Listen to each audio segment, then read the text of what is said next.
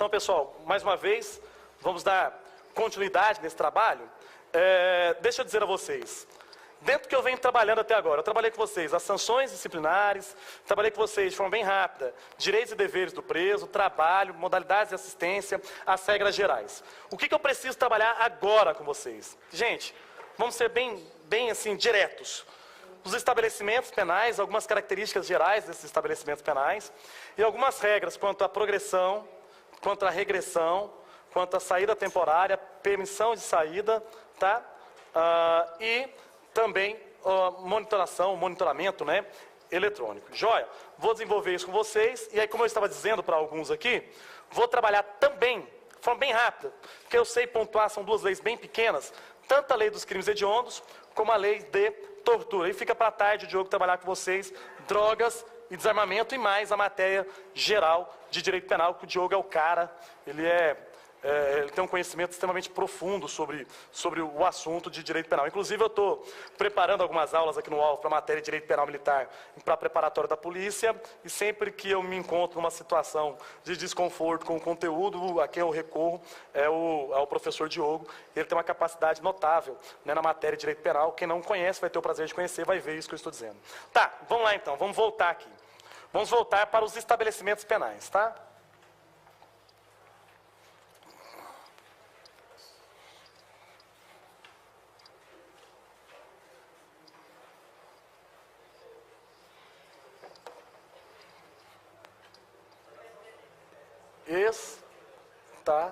Estabelecimentos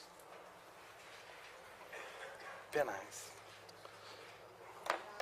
Só uma observaçãozinha em relação aos pontos anteriores que nós havíamos trabalhado, porque em relação à disciplina, eu trabalhei com vocês as sanções disciplinares. Eu me esqueci de falar uma coisa tranquila, né? Que é o preso, quando ele tem um bom comportamento, ele pode ser o quê? Recompensado. Então tem as recompensas, né? Além da disciplina, tem as recompensas. E quais são as recompensas? O elogio e a concessão de regalias, tá certo? Só lembrando que elogios e concessão de regalias são recompensas o quê? Oferecidas, né, ao preso que ostenta bom comportamento carcerário. Joia? Vamos seguir então? Estabelecimentos penais. São quantos? 6. 6 estabelecimentos penais, né? Penitenciária, colônia agrícola, industrial, similar, casa do albergado, centro de observações, não é isso? Hospital de custódia para tratamento psiquiátrico e a cadeia pública. Não são esses os estabelecimentos penais? Então vamos primeiro quanto à penitenciária. A penitenciária é destinada a preso o quê? A condenados no regime fechado. Tá, beleza, já sabe. Regime fechado. Aí a lei de execução penal vai trazer algumas características, pois não. Eu vou falar sobre ele. Os órgãos da execução eu nem tratei. É que eu preferi dar destaque primeiro para os estabelecimentos penais. Depois eu volto para os órgãos da execução. Porque os órgãos da execução, salvo engano, do artigo 62 ao 82 da lei de execução penal, tá bem? Tá, vamos lá, ó. Voltando aqui. A penitenciária, então, é um estabelecimento penal destinado ao cumprimento de pena, né, no regime fechado. Aí o que vai acontecer? A lei de execução penal vão trazer algumas características ali da unidade celular. Certo, gente? Da cela, em outras palavras. Beleza? Vai trazer algumas características da cela. Tá, quais são essas características? Mínimo, né, de 6 metros quadrados. Tá bem? Mínimo de 6 metros quadrados. Aí, isso, né, é importante você destacar aqui quanto às penitenciárias, que além de ter um mínimo de 6 metros quadrados, ela deve conter algumas características, né, como por exemplo, vai conter um dormitório, um aparelho sanitário e o quê? Um lavatório. Então tem que ter uma parte que vai ser o dormitório, a parte do aparelho sanitário e o quê? E o lavatório. Importante destacar que essa unidade celular, ela deve possuir também, né, condições de dignidade humana, né? E a lei de execução penal traz essas condições de dignidade humana. O ambiente vai ter que ser salubre, contando com areação, insolação e condicionamento térmico, né, adequado, o quê? À existência do homem. Então, olha só, tem que ter sol, tem que ter ar, tem que ter condição adequada, né, a condição né, térmica adequada à existência humana, à existência do homem, tá? Eu já disse que a penitenciária, né, ela vai ter que ter a penitenciária para homens, e a penitenciária para homens, ela deve ser construída em lugar distante dos grandes centros urbanos. A lei de execução penal, ela não trata, tá bem, dessa característica para a penitenciária para mulheres, ela diz a penitenciária para homens, tá bem? Deve ser construída em lugar o quê? Distante dos grandes centros urbanos, mas que possibilite a visitação, tá certo? É o caso aqui, né, da penitenciária, né, do presídio Odenir Guimarães. A penitenciária feminina, vocês sabem, também é no mesmo local. A lei de execução penal não traz nenhuma exigência, tem que ser dentro do centro urbano ou longe do centro urbano, mas aqui na nossa realidade de Goiás, né, a penitenciária feminina também está lá dentro do complexo prisional. A lei de execução penal também diz que o mesmo conjunto arquitetônico, tá, pode abrigar mais de um estabelecimento penal, desde que sejam o quê? Separados. Então, essa característica ela é mais comum no interior. Tá bem?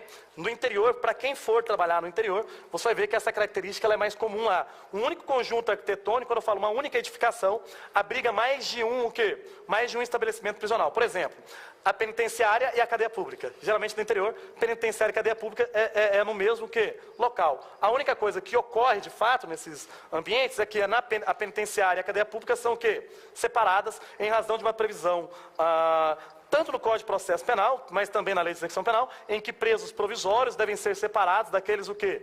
Definitivamente condenados. Preso condenado vai ficar ou na penitenciária, né, ou na colônia agrícola, ou na casa do albergado, enquanto que o preso provisório, né, ele vai ficar na onde, professor? Na cadeia pública, que aqui a gente chama de Casa de Prisão Provisória, né, a CPP. Tá, beleza.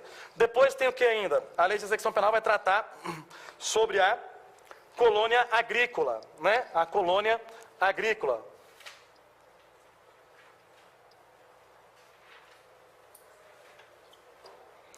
Né? A colônia agrícola. A colônia agrícola, ela será destinada a quem é condenado ao regime semiaberto, não é isso? Regime semiaberto. Gente, olha que interessante. A penitenciária deve ter cela individual. Segundo a Lei de Execução Penal, a penitenciária deve possuir cela individual, contando com 6 metros quadrados, dormitório, né, aparelho sanitário, lavatório, né, um ambiente salubre, com ar, sol e com o quê? Condições térmicas adequadas à convivência, né, à vivência do ser humano, né? Tá. A colônia agrícola é destinada ao preso regime semiaberto. Aqui é possível habitação coletiva, tá bem? Professor, não é que acontece, mas tudo bem. Né? Aqui já é possível o quê? Habitação coletiva, tá bem? Habilitação coletiva. Tá, vamos lá, continuando. Depois, vamos trabalhar aqui agora o que é casa do albergado. Casa do albergado. A casa do albergado destina-se a quem? Aos presos do regime aberto e com limitação do que, gente? Limitação de final de semana. Certo? Então é o preso regime aberto, mas não só o preso regime aberto, mas também com o preso com limitação que?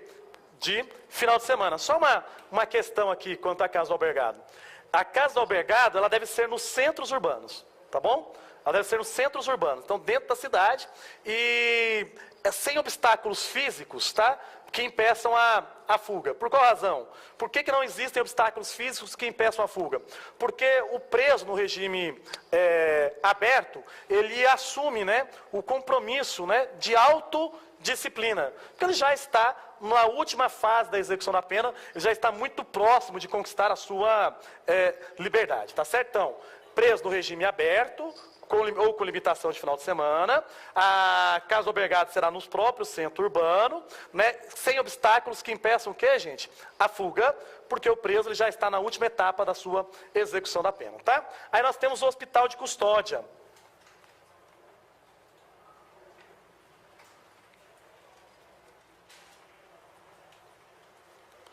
quem que vai ficar no hospital de custódia?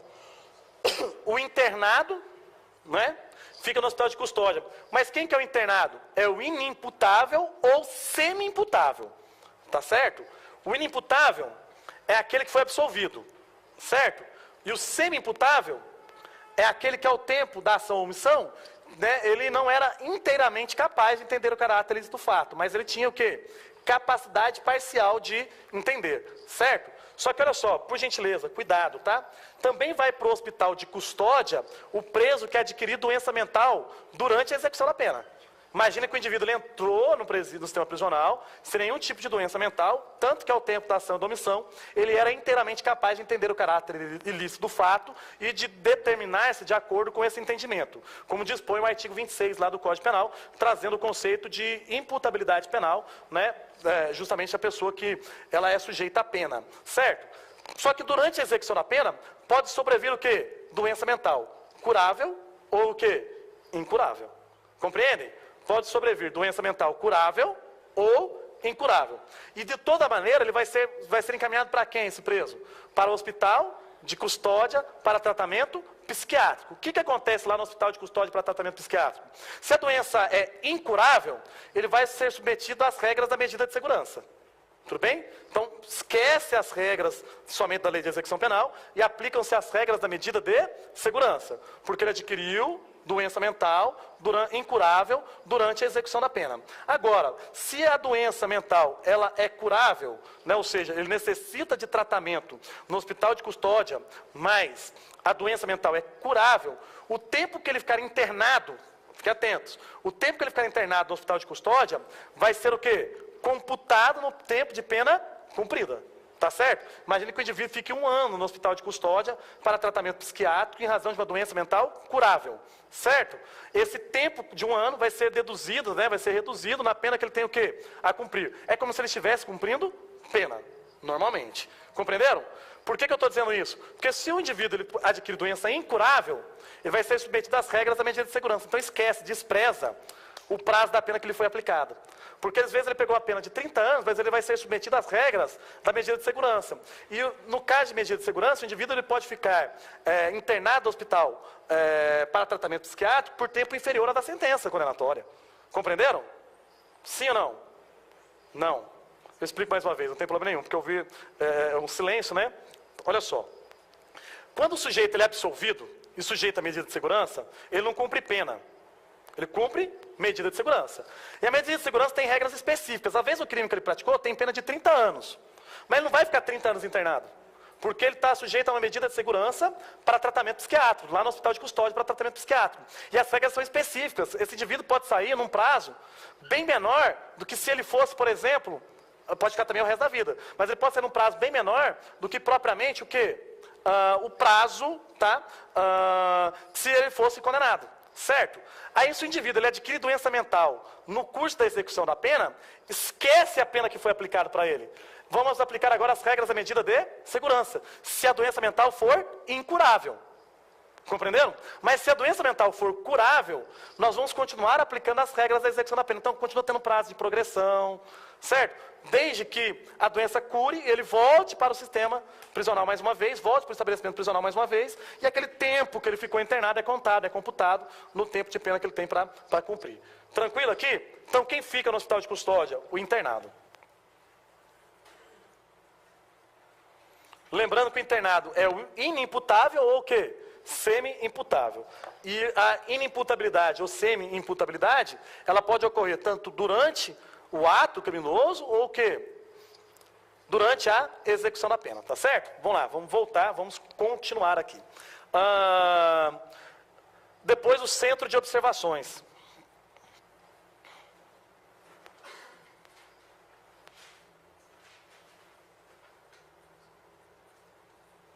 O centro de observações também é um estabelecimento prisional. Só que lembrando, o centro de observações é o local onde se realiza o quê? Os exames em geral, inclusive o exame criminológico, que você vai se lembrar. É obrigatório para o preso do regime fechado, facultativo para o preso do regime semiaberto, segundo a lei de execução penal, certo?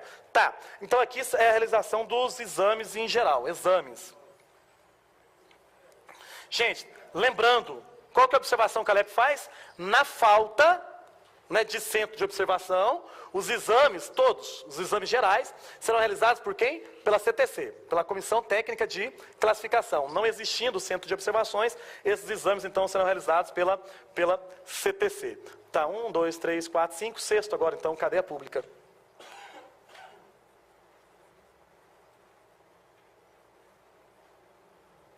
Cadeia pública. Tá, e a cadeia pública? Quem fica lá na cadeia pública? O provisório. Beleza. Agora vamos trabalhar aqui, ó. Eu preciso trabalhar. Isso aqui vai cair na sua prova, cara. O tanto de indagação que a gente ouvia, que eu ouvia de alunos, como faz a divisão de presos dentro do estabelecimento prisional? Como que eu escolho? Quem vai ficar num lugar, numa ala, quem vai ficar na outra? Como que eu vou dividi-los? Né? Eu via muitas indagações. A gente sempre se orientava pelo posicionamento, né, da administração pública no exercício da atividade penitenciária. Só que o que acontece? Agora a lei de execução penal, lá no artigo 84, traz regras específicas. Quais são essas regras específicas? Presta atenção. Antigamente, gente, era só 2 critérios que a LEP trazia propriamente de divisão de presos. Quais eram? Olha só, provisório e condenado, separa. Mas já não precisava nem falar de forma expressa. Por quê? Só o simples fato de falar que a penitenciária, a colônia agrícola e o albergado é tudo condenado, não é? Condenado em regime fechado, condenado em regime semiaberto, condenado em regime o quê? Aberto. E falar que a cadeia pública é para provisório, é para preso provisório, você concorda comigo? Que já deixou claro. Separa condenado de o quê? Provisório. O Código de Processo Penal também traz essa disposição. E antigamente, o que falava assim? Olha, separa também entre os condenados o primário do reincidente. Ponto, era isso. Eu me lembro de uma questão do CESP, da prova da Polícia Civil, de 2013, para o cargo de agente, caiu essa questão. A lei de execução penal determina a separação de presos provisórios, não presos condenados, né? Primários e presos condenados, o quê? Reincidentes. A coisa mudou. Por que mudou? Olha o que dispõe o artigo 84. Vamos lá, isso aqui eu vejo como algo relevante lá na sua prova. Mudou-se, então, a redação do artigo 84, né, tanto que foi incluído alguns parágrafos, tá? Nós vamos separar o preso provisório daquele o quê? Definitivamente condenado. Como que eu separo o preso provisório? Lá na cadeia pública, eu vou pegar os presos provisórios e vou dividi-los. De que maneira? Condenados por crimes hediondos ou equiparados. Beleza? Foi condenado por crime hediondo ou equiparado? Tem lá a sua ala dos amigos fiéis, né? Depois, eu coloco o que em outra ala? Aqueles condenados por crimes praticados com violência ou grave ameaça contra o quê? A pessoa. Certo? Crimes graves, pois não. Ah, perdão, o erro foi ao citar a expressão condenado, desculpem. Lá nos provisórios, vão ficar os presos que praticam fatos definidos como crimes hediondos ou equiparados. É óbvio, não houve ainda a condenação. Pode até ter existido, mas não a condenação transitada em julgado. Pode ter ocorrido a condenação em primeira instância. Um equívoco citar condenação em razão de que os presos são provisórios. Depois, presos que hajam praticado o quê? Fatos, né, crimes praticados com violência ou grave ameaça contra a pessoa. Certo? E, por último, terceiro grupo de presos é quem? Todos os demais crimes ou contravenções. Joia? Que não sejam nem hediondos nem equiparados, nem crimes praticados com grave violência ou ameaça contra a pessoa. Compreenderam, gente? Sim ou não? Então, olha lá, voltem comigo, ó. Voltem com o professor. Na cadeia pública, como eu separo o provisório?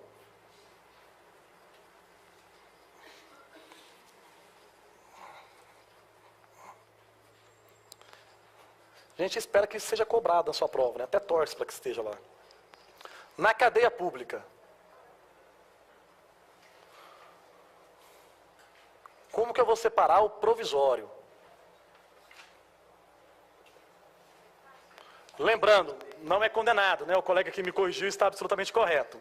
Primeiro, o quê? Primeiro, aquele que praticou fato, o quê? Definido como sendo o quê, gente? Crime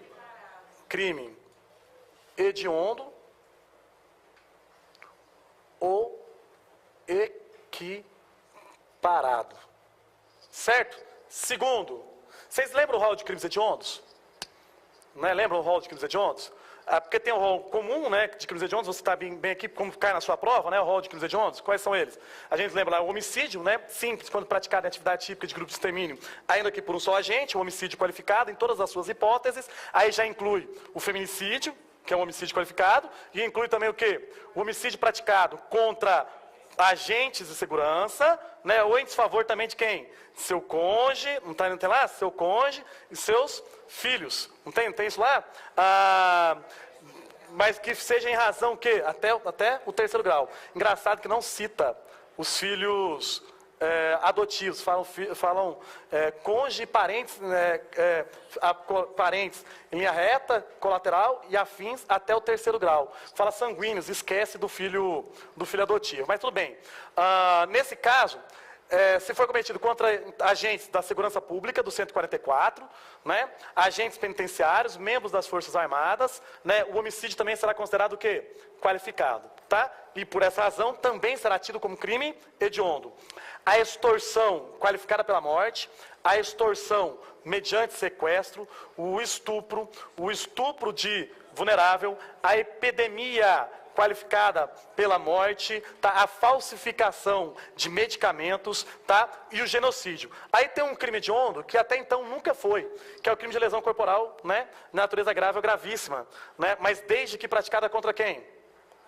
Contra quem?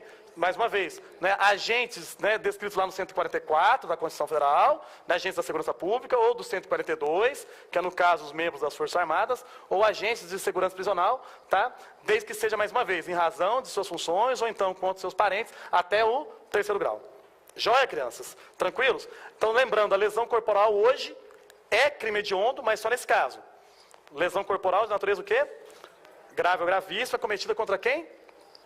Contra, vocês já sabem aí, os agentes da segurança pública, seja segurança pública ou segurança nacional, então seus parentes até o terceiro grau. Joia? Tranquilos? Tá. Então, crimes hediondos equiparados. Equiparados, vocês sabem que é o tráfico, tortura e terrorismo. Isso aí todo mundo já está tranquilo, né? Depois, qual que é a segunda classificação? Crime o quê? Com violência. O grave. Ameaça. A pessoa, e aí o terceiro é o que sobrou. Demais. Crimes ou o quê? Contravenções. Certo? Crime ou contravenção.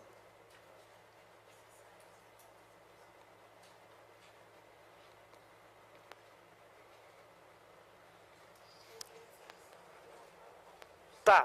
E agora aqui, ó, gente, na penitenciária, na colônia agrícola, na casa do albergado. Porque vai ser em todos esses lugares, certo? Porque nós estamos falando do condenado agora. No caso de condenado.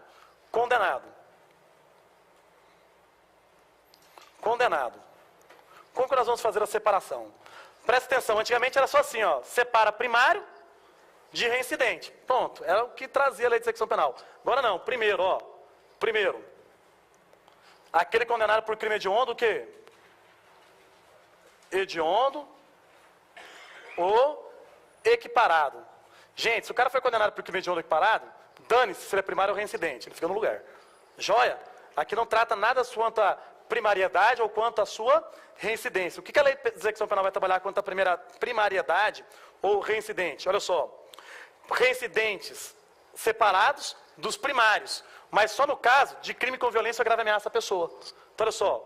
Segundo, ó. Reincidente. O quê? Condenado, né? Por crime o quê, gente? Crime com violência ou grave ameaça à pessoa. Depois, terceiro. Agora eu separo quem? O primário. Certo? Mas a mesma hipótese. Primário. Condenado por crime, né? Com violência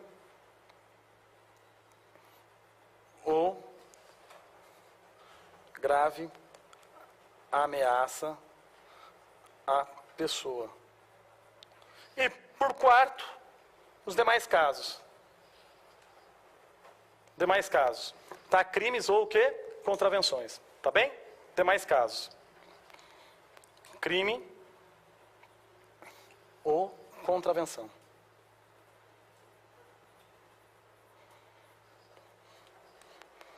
Crime ou contravenção.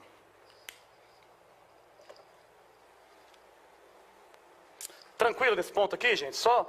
É muito simples a diferença. O que você precisa gravar mesmo? Crime hediondo equiparado, crime praticado com violência ou grave ameaça contra a pessoa. Certo? Só que se for provisório, não importa primariedade ou reincidência.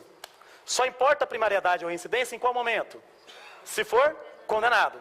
O preso condenado, primeiro, condenado por crime hediondo equiparado, um lugar. Depois, reincidente, condenado por crime praticado com violência ou grave ameaça contra a pessoa. Depois, primário, não é isso? Mas o quê? Condenado por crime praticado com violência ou grave ameaça contra a pessoa. E depois, o quê? Qualquer, o que sobrou. Joia? O que sobrou. Separa o primário reincidente somente no caso de crimes praticados com violência ou grave ameaça contra a pessoa. Em se tratando de crime hediondo equiparado, não há essa distinção, não há essa separação. Joia? Deixa eu trabalhar alguns pontos aqui com vocês, porque é o seguinte, ó, vamos lá. Eu acho que o que podem atrapalhar vocês na prova é questão de prazo, certo? Às vezes, a gente estuda, e na hora da prova a gente acaba errando o prazo, acaba confundindo, porque são tantos prazos, né? A gente acaba errando um aqui, outro ali, outro acolá. Tá, quais são os prazos que eu considero relevantes para vocês na prova? Já trabalhei alguns prazos aqui, por exemplo, que é 360 dias no máximo a duração do RDD, e pode se estender até no máximo, que 1/6 da pena aplicada, não do resto da pena a cumprir, da pena aplicada, certo? Trabalhei com vocês também, que tem que ter cumprido pelo menos 1/6 da pena para concessão de trabalho externo, não foi isso? Um prazo que a gente já desenvolveu na aula de hoje. Nós trabalhamos o prazo, né, em que se considera egresso, 1 ano, no caso definitivamente liberado após a saída, ou então durante o período de prova para aquele que está no livramento condicional, estou certo? Não é isso? Trabalhamos também o prazo da concessão de alojamento e de alimentação, né, para o egresso, que é de 2 meses, e que esse prazo pode ser prorrogado também pela autorização ali na verdade, não pela autorização não, mas na verdade mediante, né, comprovado pela assistência social, né, o empenho na obtenção de emprego. Mas tem alguns outros prazos, e agora, com a informação de que vai cair a lei de crimes hediondos também lá na sua prova, na verdade é o seu concurso, eu posso falar assim, porque vocês ainda estão participando das etapas do concurso, né? Vocês estão numa condição vantajosa em relação aos milhares de candidatos que ficaram para trás, mas ainda estão num concurso público, né? Ninguém ainda fora, de fato, aprovado. Ainda não, isso é questão de tempo, né? Tá, o que ocorre? Outros prazos que eu considero importantes: prazo de progressão, prazo de livramento, prazo para saída temporária, duração de requisitos para a saída temporária, duração da saída temporária, são prazos que eu considero muito relevantes para vocês. Então, vamos começar o seguinte: prazo da progressão de regime, que esse você não vai errar. Tenho certeza absoluta que esse prazo você não erra lá no concurso.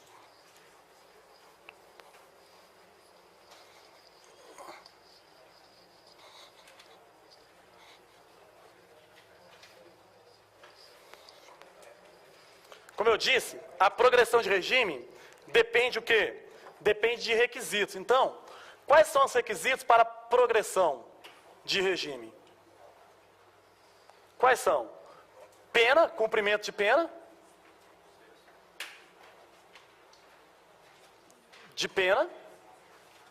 E esse cumprimento vai ser, dependendo do caso, crimes comuns. O que, gente? 1/6 da pena. 1/6 crime comum. Eu vou utilizar a expressão comum para me referir a tudo aquilo que não é hediondo ou equiparado. Certo? Crime comum. E o que, gente? 2/5 ou 3/5. No caso de primário. Ou no caso o quê? De reincidente. Nos casos de crimes o quê? Hediondos, né? HTTT. Hediondos ou equiparados. Tá certo? Quem prefere H3T, né? Tudo bem, pode ser assim, ó. H3T. Hediondos ou o quê? Os 3 T's, tráfico, tortura e terrorismo. Esse é o prazo. Só que é só esse requisito para obtenção da progressão de regime? Não. Tem que ter o quê? Bom comportamento. Você que vai ser diretor de presídio, né? Vocês se lembram dos requisitos para ser diretor de presídio? Não é qualquer agente prisional que pode ser diretor de presídio, né? Na teoria, né? Na teoria, tem que ser o quê? Tem que ter as formações específicas exigidas pela lei de execução penal. Se eu só lembrar o artigo aqui, mas, salvo engano, está no artigo 80 e alguma coisa, calma aí.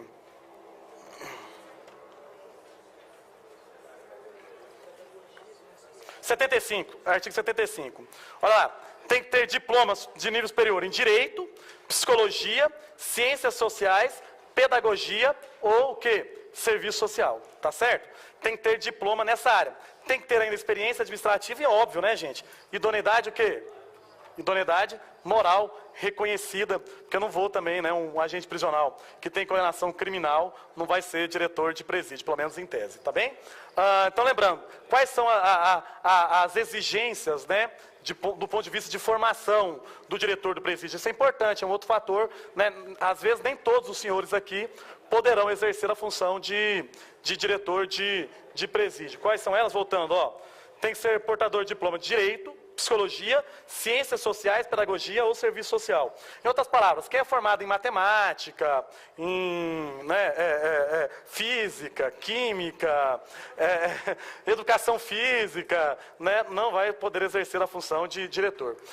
O diretor tem que morar no próprio estabelecimento, né, ou nas suas proximidades, tá bem? O diretor ele deve residir no próprio estabelecimento ou nas suas proximidades. Claro, né, gente? Diretor morando no próprio estabelecimento não é uma coisa muito comum aqui no Brasil, tá?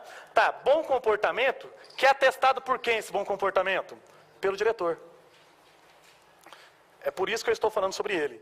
Tem as exigências, então, da lei de execução penal para o cargo de diretor, né?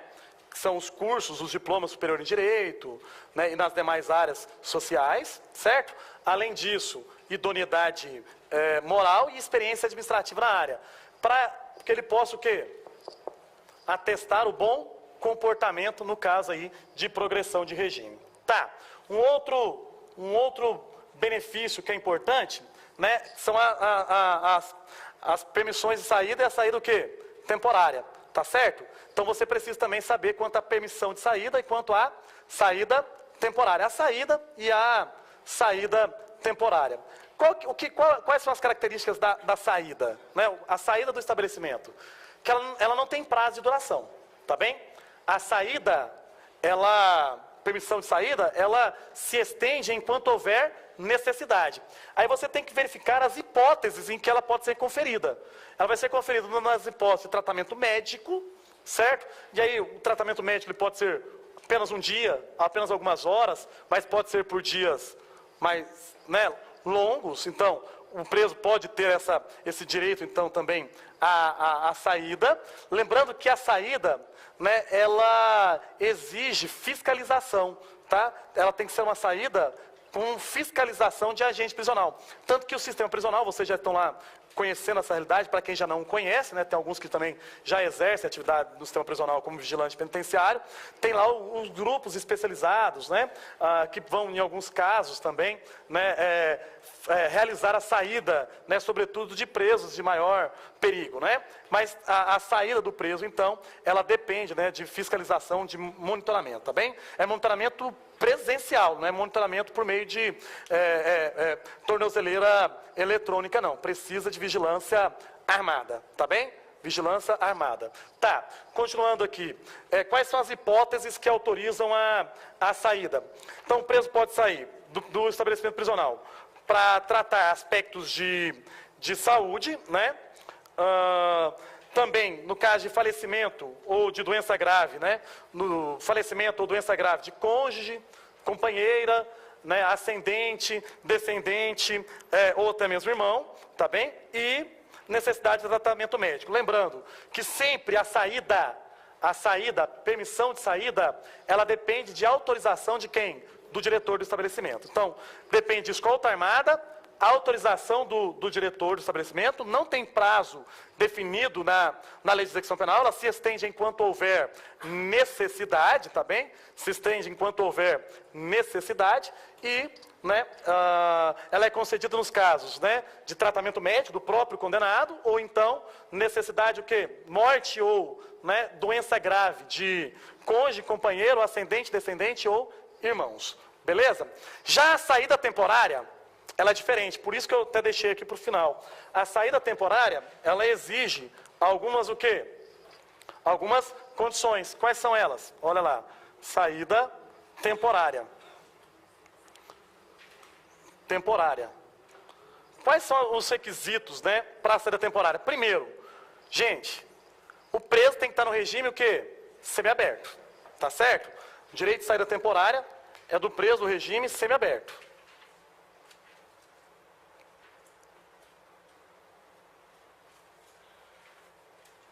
Certo? E aí, quais são as exigências que o preso ele tem que cumprir para possuir o benefício da saída temporária? Depende se ele é primário ou se ele é, o quê, gente?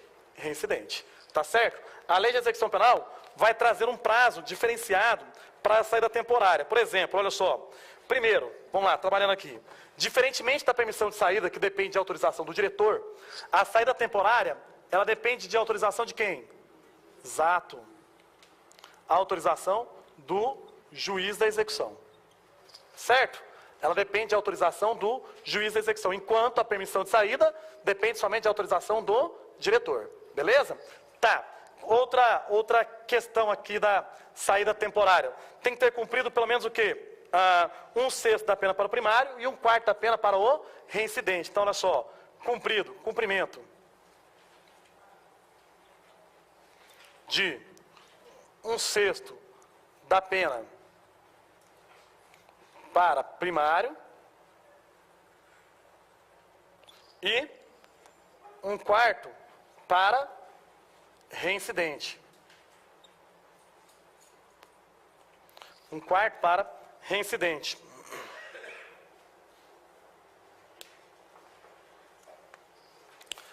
Obviamente que exige dele também comportamento adequado, né? É uma questão evidente que ele tem que ter comportamento adequado. Se não tiver bom comportamento, não é tão bom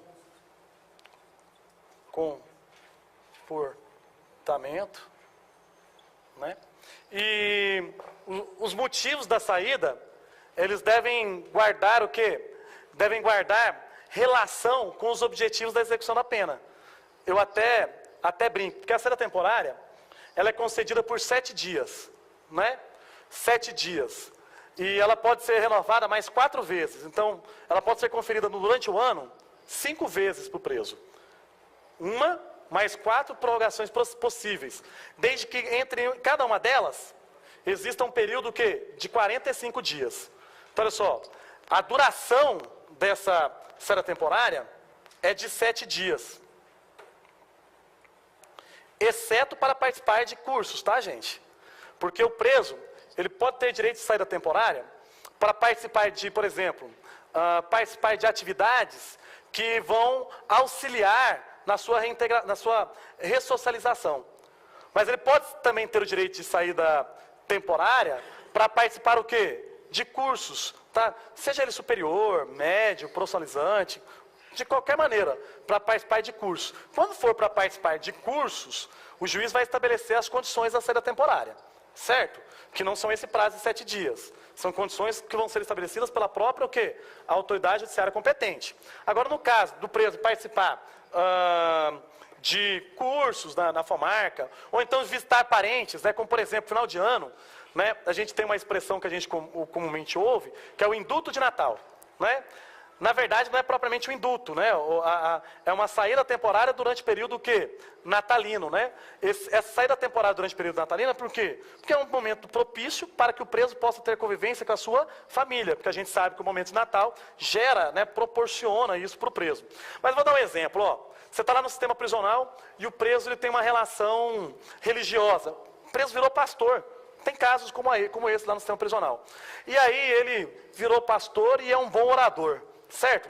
E imagina que durante o período carnavalesco, ele tenha sido convidado para realizar uma pregação evangélica, tá, numa comunidade, né, durante o período carnavalesco.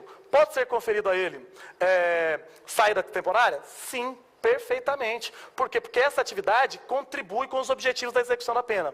Agora, eu digo isso porque eu me lembro de ter dado esse mesmo exemplo durante as aulas de carnaval para os alunos. Agora, eu posso conferir saída temporária para que o preso ele possa participar das comemorações, das festas de carnaval? Não, porque nesse caso já não tem o quê? Né? Os objetivos os motivos da saída temporária não contribuem o quê? Com os objetivos da execução da pena, que é proporcionar a reintegração social do preso ou do condenado. Só lembrando, salvo para participar de cursos, a saída temporária terá prazo de 7 dias. E ela pode ser conferida 5 vezes ao ano, certo? A lei de execução penal fala assim, ó, pode ser prorrogada por mais 4 vezes, ou seja, 7 mais 4 vezes 7, certo? Desde que entre uma e outra exista um intervalo de 45 dias. Tá certo? Entre uma e outra saída temporária, deve existir um intervalo de 45 dias. Outra questão importante, agora da lei de execução penal, mas também tá, da própria lei dos crimes hediondos ou equiparados. Por quê?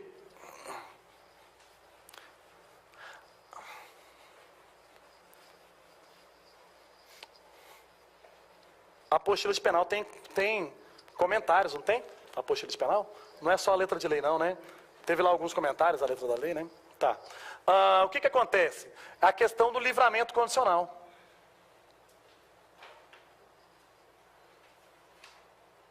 O livramento condicional é outro aspecto importante. Por quê? Porque ele tem incidência tanto na lei de execução penal, quanto na lei dos crimes hediondos. O livramento condicional é um incidente na execução da pena, né? Ou seja, o indivíduo, ele não está nem no regime fechado, nem no semiaberto, nem no aberto. Ele está livre. Mas ele continua cumprindo pena. Compreenderam? Ele tem a liberdade, mas uma liberdade com imposição de condição, e ele continua o quê? Cumprindo a pena. Só não vai mais estar privado ou restrito com a restrição da sua liberdade de locomoção. E aí a lei de execução penal traça os requisitos para a concessão do livramento. Esse tipo de questão, gente, é a questão que se cair muita gente erra. Certo? É a questão que muita gente erra. Por quê? Porque eu vou fazer mais uma vez aquela divisão, tá? Quando eu falar crime comum, é qualquer crime que não seja hediondo ou equiparado. Olha só, para a concessão do livramento condicional, tem prazo previsto na lei de execução. E qual que é o prazo previsto na lei de execução para a concessão, né, do livramento condicional? Olha só, para conceder o livramento condicional, nos casos de crime comum, o indivíduo tem que ter cumprido 1/3 da pena, se ele for o quê? Primário, portador de bons antecedentes. Tá? E tem que ter cumprido o quê? Metade da pena, no caso de ser reincidente. Então lá, primário e o reincidente. É engraçado que quando a lei de execução penal fala primário portador de bons antecedentes, e fala reincidente somente sem citar, né, nada, e o primário portador de maus antecedentes? Porque existe, né, o primário portador de maus, o quê? Antecedentes. Ele tem condenação anterior, cumpriu toda a pena, mas já passou 5 anos depois do cumprimento da pena, ele reconquista o quê? A qualidade de primário.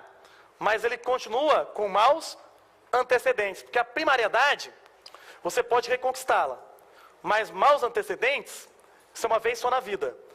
Condenação por crime gera sempre o quê? Maus antecedentes. Então, eu tenho uma condenação por crime, sei lá, fui condenado a 10 anos.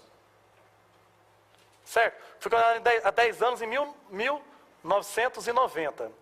Deixa bem claro, não, você foi condenado em 1990, porque nessa época eu não tinha nem nascido ainda. Tá? Tá, nem tanto, né? Hã? Pô, me respeita, cara. Caracas. Eu tinha alguns anos aqui, mas ainda era jovem, muito novo, era criança ainda. Tá. Fui condenado a 10 anos em 1990. Em 2000, eu cumpri o quê? A minha pena. Concorda? Não cumpri a pena? Sim ou não? 10 anos. Gente, passa 5 anos, em 2006, né? Início de 2006, eu vou ter feito o quê? Cumprido já 5 anos. Se eu não cometi nenhum crime nesse período, mais nada, eu voltei a ser o quê? Portador de maus antecedentes. Por que eu sou primário portador de maus antecedentes? Porque eu já tenho condenação anterior por crime, certo? Como eu já tenho condenação anterior, eu continuo tendo maus antecedentes, mas eu voltei a ser primário. Qual que é o problema da lei de execução? Que ela fala, ó, 1/3 da pena para o primário portador de bons antecedentes. E o primário portador de maus antecedentes, como fica? Aí a jurisprudência vai dizer, é o mesmo prazo. Como a lei não fala para o primário portador de maus antecedentes, aplica-se o prazo para o primário portador de bons antecedentes, que é o prazo mais benéfico. Compreenderam? Porque a lei só fala primário portador de bons antecedentes e reincidente. E o primário portador de maus antecedentes, onde fica? Aplica o mais grave ou o mais benéfico? O mais benéfico. Joia? Agora, se for crime hediondo ou equiparado, olha só, H3T, o prazo do livramento condicional é diferente. Qual que é o prazo do livramento condicional? 2/3. Para quem? 2/3 para quem? Isso aqui está na lei dos crimes hediondos e está na parte geral do Código Penal. Tá bem? Está na lei dos crimes hediondos, tá bem? Salvo engano, artigo 5º da lei dos crimes hediondos, e está na parte geral do Código Penal. Artigo 83, inciso 5 do Código Penal. Joia? Tá, qual que é? 2/3. Para quem? Para quem, gente? Primário e para o reincidente. Tanto faz. Só que tem uma observação. Qual que é a observação? Não tem esse benefício o reincidente específico. Não tem esse benefício o reincidente, o que, gente?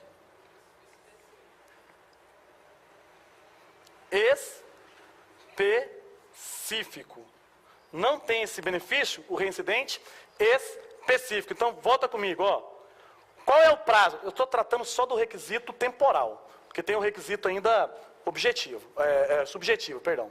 Certo? Estou tratando só do requisito temporal. Volta, professor. Qual que é o prazo para concessão do livramento condicional? Se o cara for primário, 1/3. Se ele for reincidente, metade. Se tratando de crime o quê? Comum. Agora, no H3T, hediondos ou equiparados, qual que é o prazo para concessão do livramento condicional? 2/3. Tanto o primário quanto quem? O reincidente. Só que se o indivíduo que for reincidente específico, ele não faz jus ao benefício. O que é reincidente específico? É aquele que tem condenação anterior, transitada em julgado, por crime hediondo ou equiparado. Certo? Ele tem um H3T e pratica outro H3T. Certo? É nesse caso, ele é reincidente específico e não faz jus o quê? Ao benefício do livramento condicional. Voltando aqui, ó. Voltando. Para mim agora, está faltando com vocês aqui, é o que eu considero relevante, tá? A questão do monitoramento eletrônico, se bem que já tratei com vocês, e a questão da prisão domiciliar.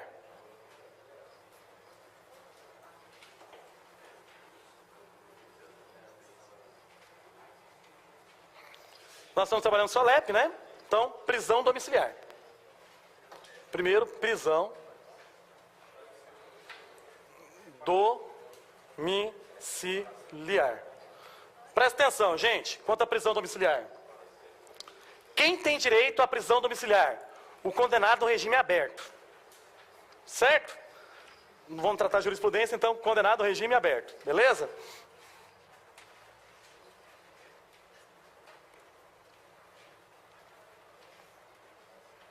Quem gosta de acompanhar o artigo 117, tá? Da LEP. É o condenado no regime o quê? Aberto. Além de ser condenado no regime aberto, quais são as características ou as exigências trazidas pela lei de execução penal para a concessão desse benefício? Gente, olha só, cuidado, lá no sistema prisional você vai ver cara no fechado ou até no semiaberto conseguindo a domiciliar, tá? Nos casos humanitários, os tribunais vêm concedendo. Por exemplo, o cara está perto de morrer, já sabe que ele vai morrer, o médico fala assim, o cara vai morrer daqui 20 dias. O que o juiz faz? Vai para casa. Questão só de dignidade humana, certo? Mas não é o que diz a lei de execução penal. Para ter esse benefício, tem que estar no regime o quê? Aberto. Desde que seja condenado o quê? Maior de 70 anos.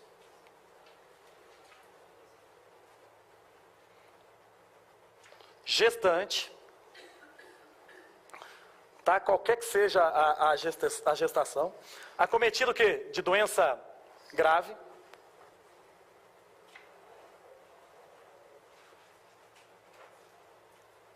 Acometido de doença grave. E o que mais? Está faltando aqui? Indispensável ou imprescindível aos cuidados de filho menor ou deficiente. Tá? Imprescindível aos cuidados de filho menor. Quando fala menor, qual que é a expressão que você entende? Menor de idade, né? 18. Tá certo? Menor de 18. Ou deficiente. Então, imprescindível.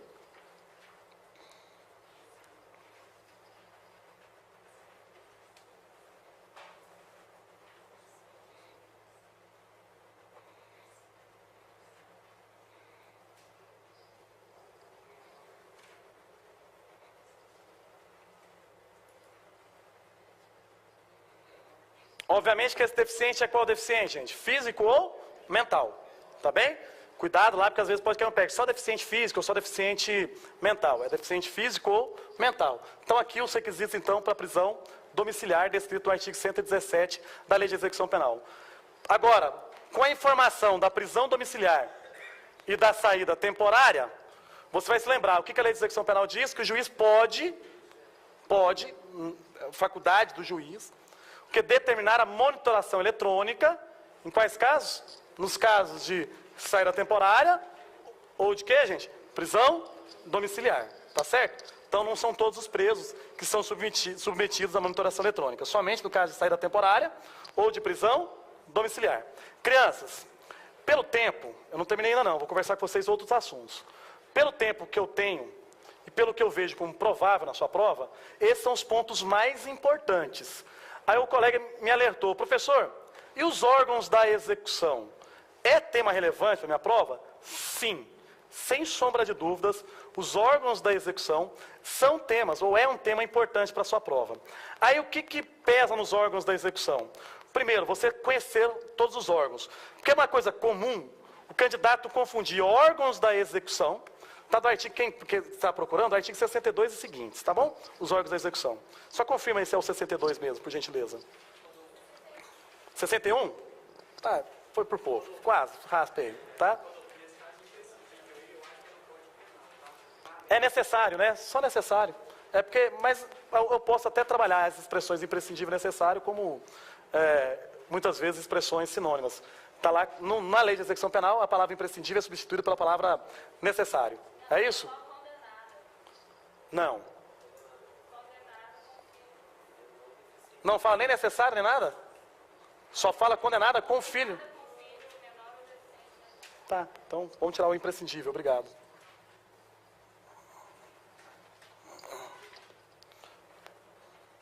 Condenada.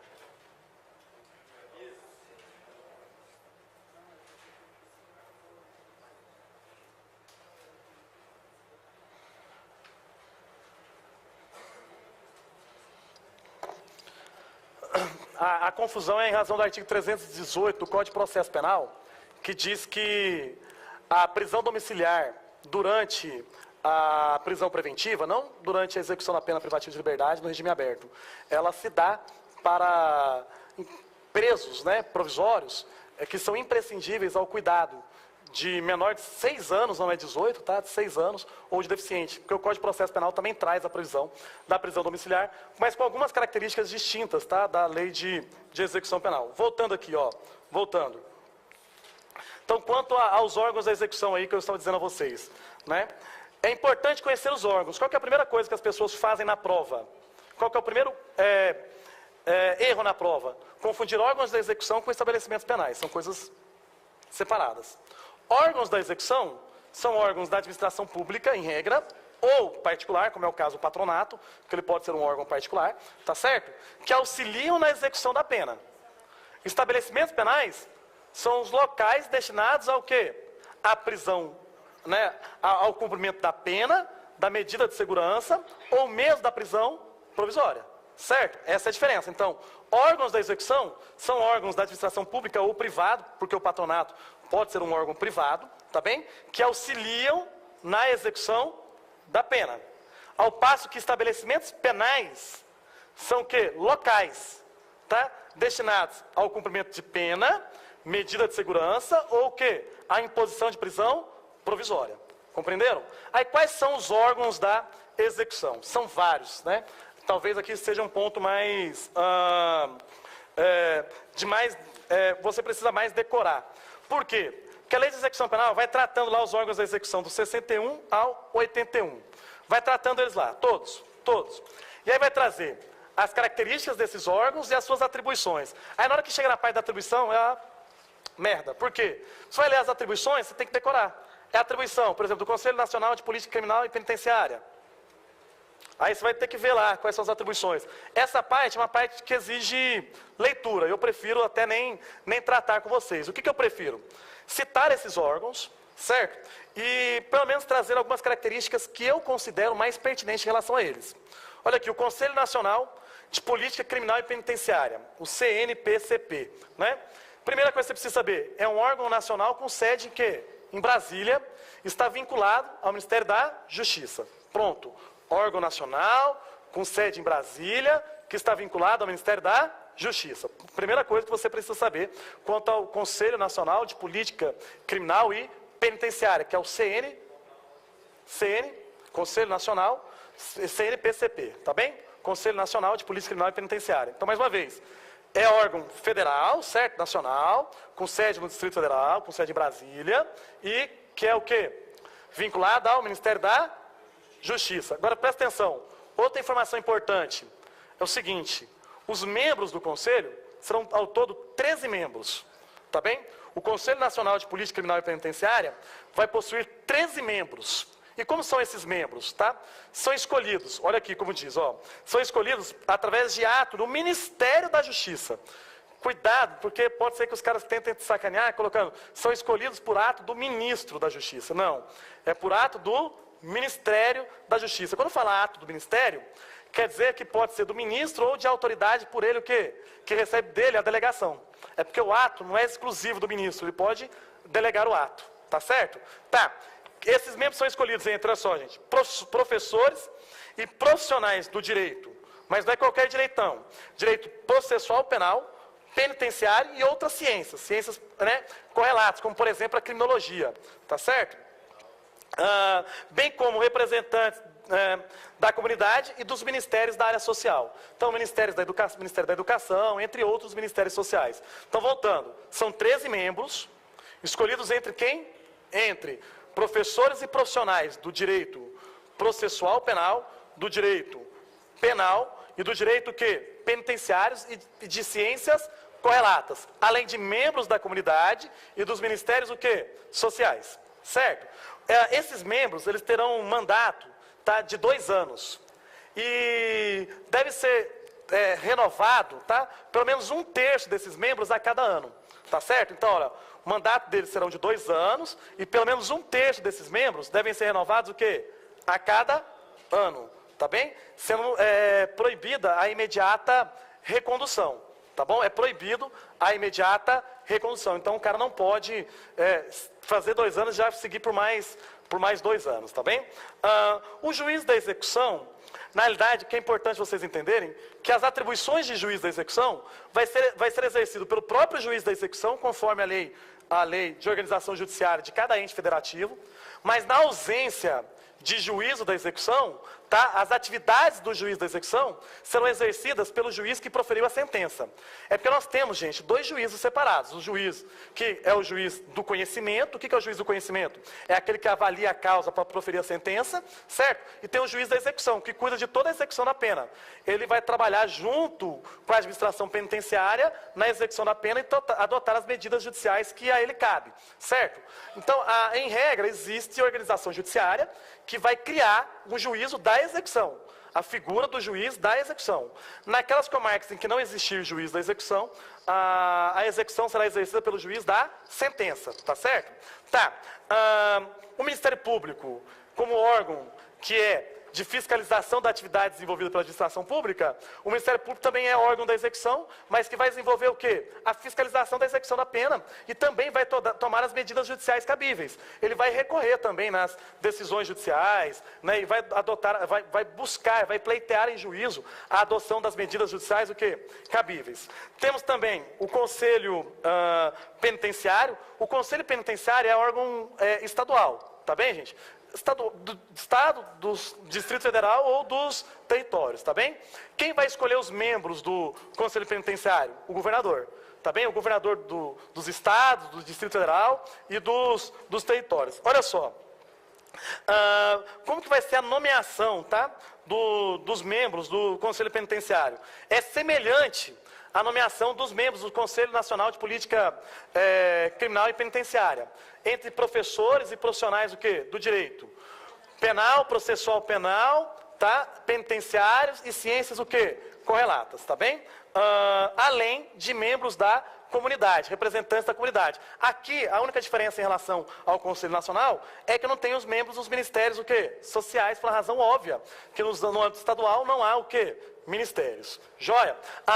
O prazo do mandato desses membros será de 4 anos, tá bem? Então é diferente do Conselho Nacional de Política Penitenciária e Criminal, que vai ser um prazo de 2 anos, né, tendo que ter mudanças de 1/3 a cada ano, sendo vedada a imediata recondução, tá?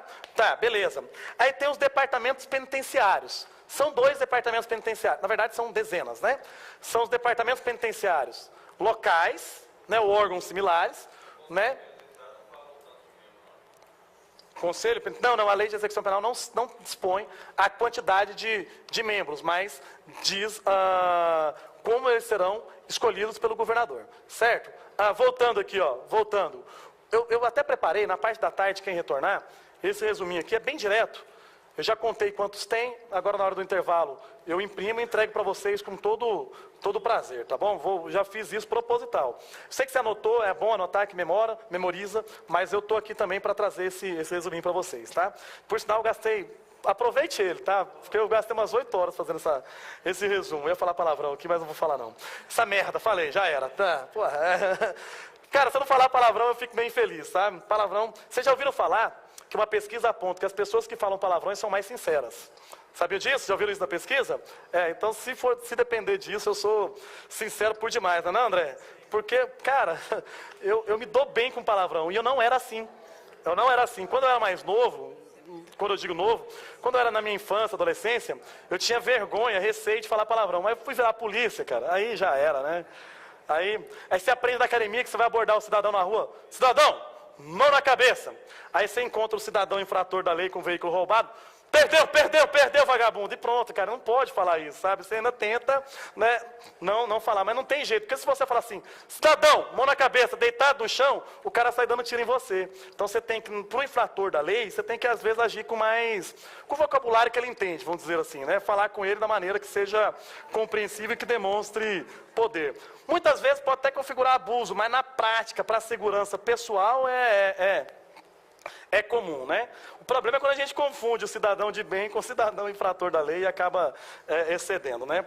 Graças a Deus, na minha vida, foi uma única ocasião que isso aconteceu. Eu tive o desprazer de jogar no chão um indivíduo que eu pensava que estava armado, mas o cara estava guardando uma Bíblia na virilha. Pô, sacanagem, né, cara? Mereceu, né? Ele foi na corregedoria, respondi um processo por isso, um PAD por isso, mas não deu nada também, não. Eu joguei ele no chão porque ele estava com a Bíblia na virilha. Na hora que eu passei a mão na virilha, vi o volume, falei assim, isso aqui não é o pênis dele, isso é outra coisa. Então, joguei ele no chão. Gente, sem risadas, vocês vão ser profissionais de segurança pública, vou dizer, vocês vão ter que fazer isso. Não tem jeito. Ou então vai bater a pessoa ficar pelada e ficar olhando tudo. Não tem como. O que vale mais? A nossa segurança. Vocês vão ter que adotar essas cautelas, essas providências lá dentro do sistema prisional. Mas vai dar tudo certo pra gente, tá? Então, voltando, como eu estava dizendo. Estava falando sobre os departamentos penitenciários. Tem o Departamento Penitenciário Nacional, que é o DEPEN, e tem os departamentos penitenciários locais. Gente, bem simples assim, o que os departamentos penitenciários fazem? Eles são responsáveis pela execução da pena. O DEPEN ele tem outras atribuições um pouco maiores, que ele vai auxiliar financeiramente o Conselho Nacional de Política Penitenciária, tá, de Política Criminal e Penitenciária, na elaboração ali, tá, dos planos, né, das diretrizes da execução penal. Tá? O DEPEN tem uma atribuição um pouco mais extensa, mas em síntese, né, tanto o Departamento Nacional quanto os departamentos locais, eles são responsáveis pela própria o quê? Execução da pena. Tá. Tem ainda, entre os estabelecimentos, entre os órgãos da execução, além do DEPEN, tem também, dos departamentos locais, tem o patronato e o conselho da comunidade. Só lembrando, patronato, ele vai ser órgão público ou órgão que? Particular. É o único órgão da execução que pode ser particular. E o que o patronato faz? Presta assistência ao egresso. Tá bem? Presta assistência ao egresso. Essa é a atribuição do patronato. E o Conselho da Comunidade. O Conselho da Comunidade, aí tem uma quantidade mínima de membros do Conselho da Comunidade. Olha só, um representante da Associação Comercial e Industrial, um advogado escolhido pela secção da Ordem dos Advogados do Brasil, um defensor público e um assistente quê? Social. Tá certo? Então, mais uma vez, ó, um representante, né, desses conselhos aí, das associações comercial ou industrial, é muito comum. Esse Conselho da Comunidade, ele auxilia também ali com fornecimento, às vezes, de materiais para a execução da pena. A comunidade contribuindo, por exemplo, com colchões, com mantimentos, tá? Ou até mesmo com cobertores, coisas do gênero. Às vezes a construção de um presídio, né? Então, por que tem a representação aqui da Associação Comercial e Industrial? Porque são as pessoas detentoras do capital e que podem, de alguma forma, o quê? Contribuir com a execução da pena. Que horas são que você está olhando aí, por favor? Já sou estudo. Porra, que bacana. O Conselho, então, da Comunidade também é um órgão da execução da pena. Para terminar, então, gente, só falta o quê? Defensoria Pública, né? A Defensoria Pública, que também é órgão da execução da pena. Vamos fazer o seguinte? Me dão 15 minutos, eu estendo meia hora do intervalo com o Diogo, sem problema? Pode ser assim? Vocês me dão 15 minutos? E aí vocês vão para o intervalo com 1 hora, voltam a 1h30? Pode ser assim? Só para me comentar alguns aspectos da lei de tortura e da lei de crimes hediondos? Pode ser? É 15 minutos mesmo, é muito rápido. Presta atenção aqui em mim, ó. Tranquilo, meu querido. Muito obrigado pela sua presença, tá bom? Ótimo. Eu espero você aqui à tarde. Gente, olha só. Com relação à lei de tortura. A lei de tortura é uma lei de 4 artigos, dos quais só 2 são relevantes. O artigo 1º e o artigo 2º. Certo? E eu vou ser bem direto com vocês. O que é relevante da lei de tortura? Um crime que é muito peculiar a vocês. Porque o que diz a lei de tortura no artigo 1º? Constitui crime de tortura. Aí vai falar o inciso 1. Constranger alguém com emprego de violência ou grave ameaça, causando-lhe sofrimento físico ou mental, com a finalidade de, letra A, obter informação, declaração, confissão da vítima de qualquer pessoa. É a tortura que a gente fala, tortura à prova. Depois a letra B fala, com o fim de obter o quê? Ação ou omissão de natureza criminosa. E a letra C fala, em razão de discriminação racial ou religiosa. Certo? Esse é o inciso 1. Aí depois tem o inciso 2, diz assim, ó, submeter, pessoa, sob sua guarda, poder ou autoridade, certo? Então você tem que ter na relação de guarda, poder ou autoridade, a intenso sofrimento físico ou mental, certo? A intenso sofrimento físico ou mental, né? Como forma o quê? Submeter pessoas sob sua guarda, poder ou autoridade, com emprego de violência ou grave ameaça, a intenso sofrimento físico ou mental, como forma de aplicar castigo pessoal ou medida de caráter preventivo. Certo? Esse é outro crime também previsto na lei de tortura. Só que olha só, esse crime é o único que exige sofrimento intenso. É do artigo 1º, inciso 2. Se alguém falou para você que todos os crimes de tortura exigem sofrimento intenso, isso é mentira. O único crime da lei de tortura que exige sofrimento intenso é do artigo 1º, inciso 2, que é o quê? Submeter pessoa, sob sua guarda, poder ou autoridade, né, com emprego de violência ou grave ameaça, a intenso sofrimento físico ou mental, como forma de aplicar castigo pessoal ou medida de caráter preventivo. Certo? Essa intensidade, ela justifica porque se não for tortura, será maus tratos. Tá bem? E aí o que importa para vocês é a tortura, tá, do parágrafo 1º. Por quê? Submeter pessoa presa ou sujeita a medida de segurança a sofrimento físico ou mental por intermédio da prática de ato não previsto em lei ou não resultante de medida legal. Não é isso que está disposto na sua lei aí, ó? Por que isso é mais importante para você? Porque é o público que você trabalha. Pô, submeter pessoa presa ou sujeita a medida de segurança. Não é o seu cliente? Não é por causa dele que você vai ser contratado pelo Estado? Então não é ele que você vai ter que cuidar bem? Tanto que você vai ter que cuidar bem, que se não cuidar bem, o que acontece? Tortura. Submeter pessoa presa ou sujeita a medida de segurança a sofrimento físico ou mental. Não precisa praticar violência. Não precisa fazer nada, é só praticar um ato que não está previsto em lei ou que não resulta de medida o quê? Legal. Certo? Não resultante de medida legal. Então, olha, mais uma vez, submeter pessoa presa ou sujeita a medida de segurança a intenso sofrimento, submeter pessoa presa ou sujeita a medida de segurança a sofrimento físico ou mental, como forma o quê?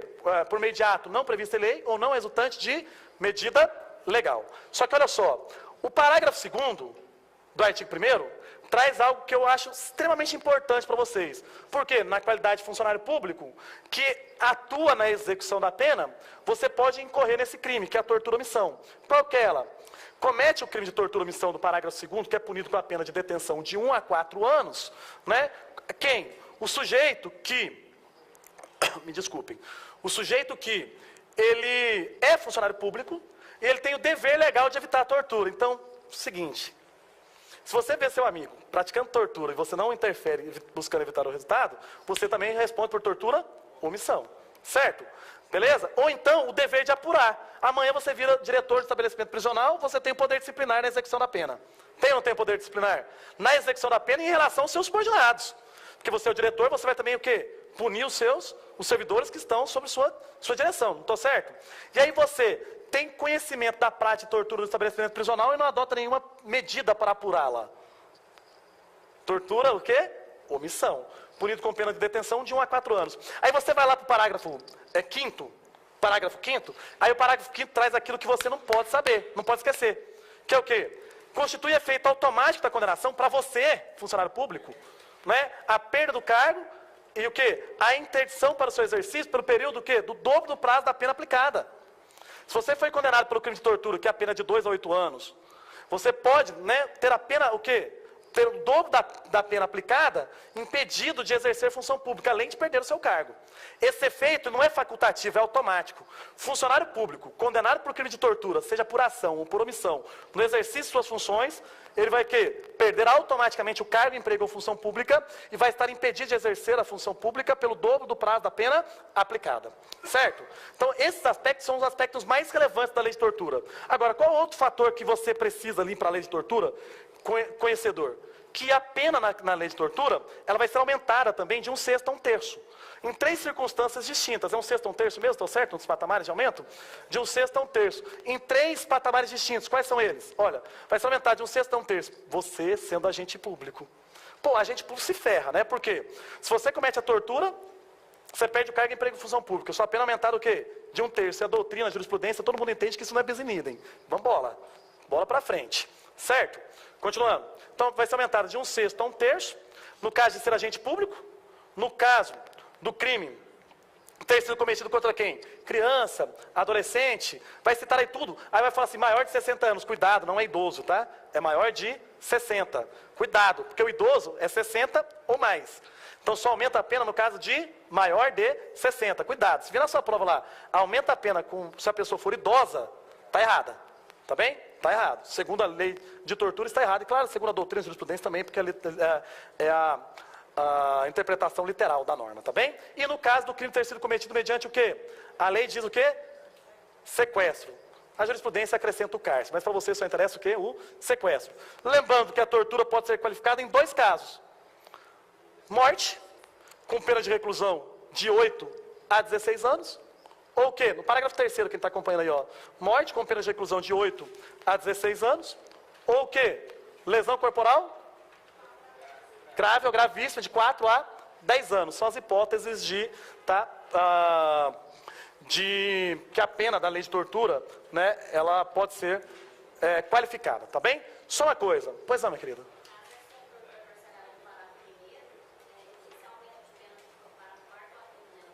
Como assim?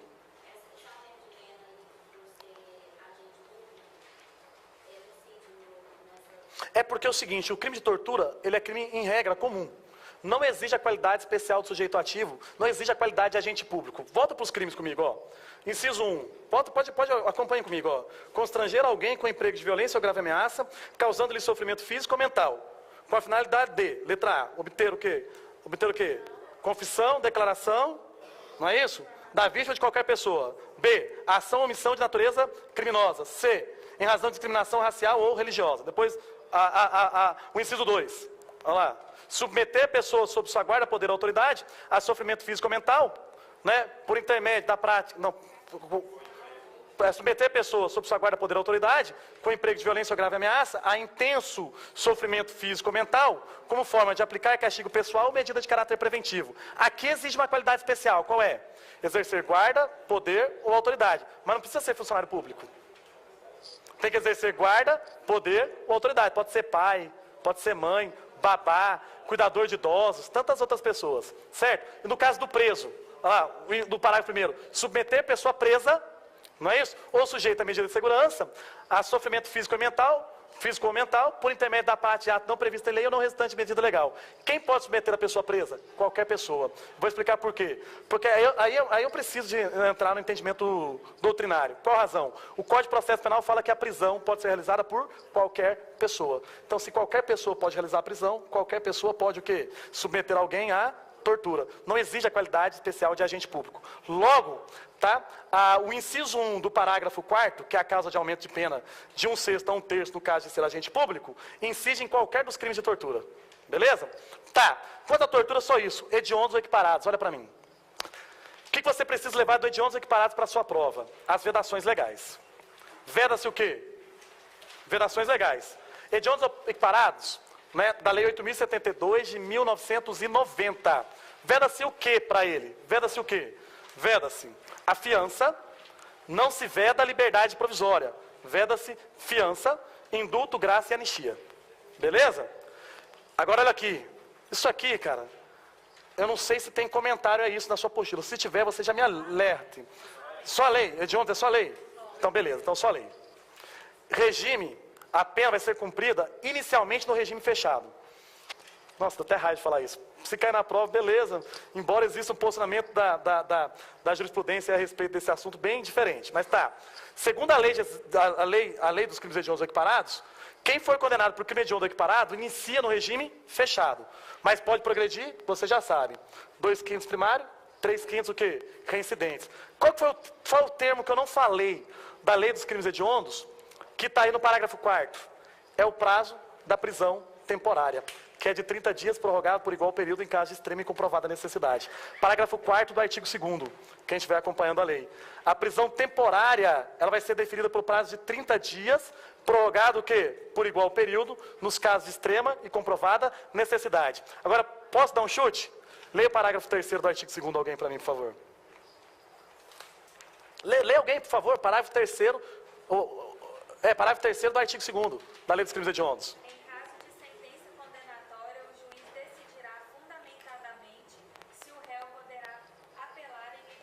Olha só, o cara pode ser condenado, mas ainda pode o quê? Responder em liberdade. Ele pode ser condenado sem o trânsito em julgado e responder o processo em liberdade, mesmo se tratando de crime hediondo ou equiparado. Agora, olha o artigo 3º, que diz sobre estabelecimentos federais. Leia para mim mais uma vez, por gentileza. A União manterá estabelecimentos penais de segurança máxima destinados ao cumprimento de penas impostas a condenados de alta periculosidade, cuja permanência em presídios estaduais ponham em risco a ordem ou a incolumidade pública. Então, olha só, a União deverá manter presídios federais para presos o quê? De alta periculosidade. São presídios de segurança o quê? Máxima. Quem deve manter? A União. Quando a manutenção desses presos no estabelecimento prisional local for o quê? Um risco para a segurança. Beleza? Crianças, olha, o tempo é muito pouco, né? Dependendo, conversar com o Diogo, às vezes a gente marca um outro encontro no próximo sábado, se vocês tiverem interesse, tá bem? Então, muito obrigado. Que horas são agora? Pois não.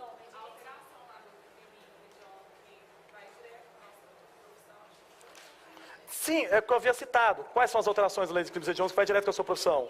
Que hoje são considerados crimes hediondos. Primeiro, o feminicídio. E depois o quê? O homicídio, né, qualificado pela morte de agentes de segurança prisionais, não só, mas de outros, como também a lesão corporal grave ou gravíssima, praticada também enquanto agente de segurança prisional no exercício de suas funções, tá bom? Não só contra ele, mas também em relação aos seus parentes e afins até o 3º grau. É essa alteração. Sem dúvida. Mas isso aí é só dizendo que é o quê? É também crime hediondo. É também crime hediondo. E vocês, agentes de segurança prisional, estão inseridos dentro do contexto de vítimas desse crime hediondo, tá bem? Daniel, obrigado. Obrigado, pessoal. 1h35, o Diogo volta com vocês.